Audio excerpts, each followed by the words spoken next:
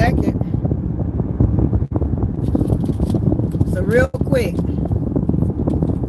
you don't got to be eulogized in the church. I don't know who needs to hear that, but you do not have to be eulogized in the church.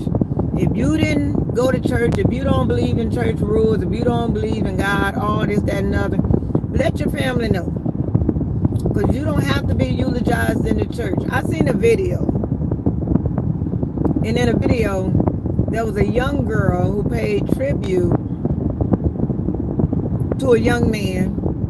And she sang the song, Nobody Loves You. Nobody loves you, twin, where have you been? I can't sing. Y'all know what I'm talking about. But for whatever reason, the girl went to singing this tribute, and she was in the church, and she walked up to the casket, and as she was walking to the casket, she was singing her song. Everybody was cheering her on, and it was Nobody Loves You Like, and she was doing all her dancing. Y'all, I can't read this right now because I'm driving, and I got a smear in my glasses. But so she was singing a song, and she was dancing, and she was doing a Nobody Loves You, and she got in front of the casket, and she dropped down in front of the casket and did her little dance in front of the casket. And you had all the young people in the church cheering her on. Y'all, I got sunflower seeds. But you had all the people in the church, all the young people in the church cheering her on. Telling her to drop it, girl, drop it. So she in the church dropping it in front of the casket. I can't remember what video I seen this on, but the young lady was in church dropping it in front of the casket. This is Florida. How are the mosquitoes out this early? This is ridiculous. So I said, people, y'all don't have to be buried in no church. I mean, you don't have to be eulogized in the church. If you didn't go to church, if you didn't believe in church, if you didn't believe in God and all this kind of stuff, y'all don't take y'all family members to the church. That's just downright disrespectful. Like back in the days, we could not, well, we could, but it was almost like a written rule that you don't ride by the church with your music up loud. You don't, you get by the church. I don't care if it's on a Tuesday or Thursday or Sunday or Saturday. When you get by the church, you turn your music down, because that was just like the respectful thing to do. You didn't bring the worldly music into the church, you know? You didn't bring the worldly dances into the church.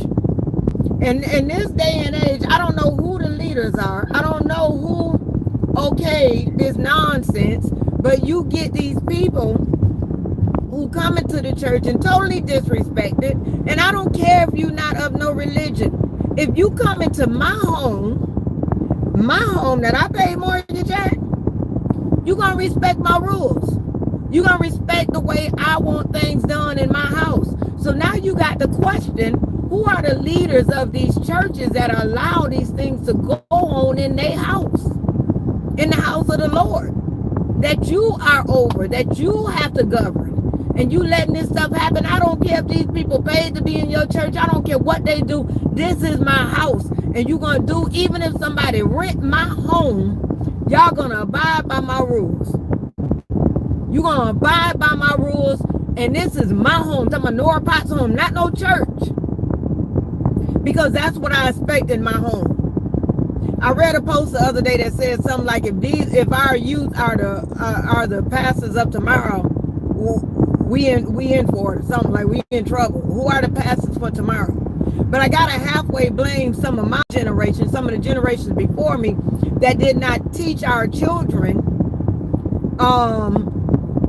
the proper procedures when you in church, the proper language when you in church, the proper things to do, the proper things that you can't treat the church like you treat the club. And that's where we getting it mixed up now, where you don't even know the difference between the church and the club. If your friend or family or whatever went to the club and did not go to church, let them people be buried in the club. Ask that club, can you rent their spot on a Saturday morning to eulogize whatever member of that club was there. Look, I want to bring my child, I want to bring my friend, I want to bring my husband, I want to bring my wife to this club because this is where we were at, and I want them to be eulogized right here. How much would you charge me to have a funeral right here in this place where my friend or family spent most of their time? Yeah, let me do that. Y'all can rent a convention center. Y'all can rent an event center. Y'all can rent a club. You can rent you can do it out your house. Ain't no space that you had to have a funeral in a church. You don't have to have a funeral in a church, because if you bring people who was unchurched and unsaved into the church, you hear me? You bring the people who was unchurched and unsaved into the church to have a funeral, you gonna get things like young women doing booty dances at the casket. You gonna have young men rapping gunshot lyrics at the casket. That's what you're gonna have. I can't even imagine the altar call. Well, they don't have altar calls at funeral, but hell, they might as well start now, because that might be the only way you get these people in the church. And I'm not saying everybody got to go to church. Y'all know my feelings on that if y'all been following me long enough. Do I believe in church? Yeah, I believe in church. Do I go to church right now? Not at this moment, because I ain't found a home. But when I do find a home, or if I do go to a funeral, I'm not going to go in there and pop, lock, and drop. I'm not going to do it. I'm sorry. I'm not going to do it. Now, it was times where I showed out where I felt like, I done wore some skirts that might have been too short to be wearing in the church. And then God convicted me, and he said, Tisa, you need to dress a little bit better in my house. This is the house of the Lord. Don't get it confused. This ain't where you wear your breasts out. This ain't where you wear the split all the way up here. This ain't where you do it at. But don't get me wrong. You are still welcome with your split way up here. You are still welcome with all these things you got going on. But prayerfully, somewhere,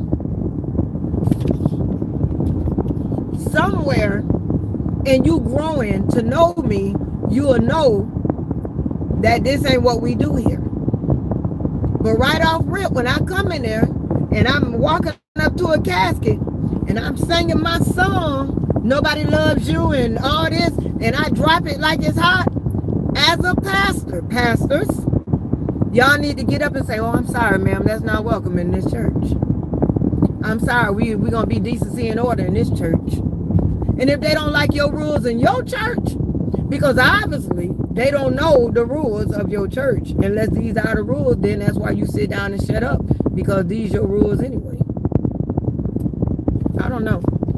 I'm going to let y'all go. I just thought it was weird, and I thought it wasn't right when I seen all that nonsense going on in the church.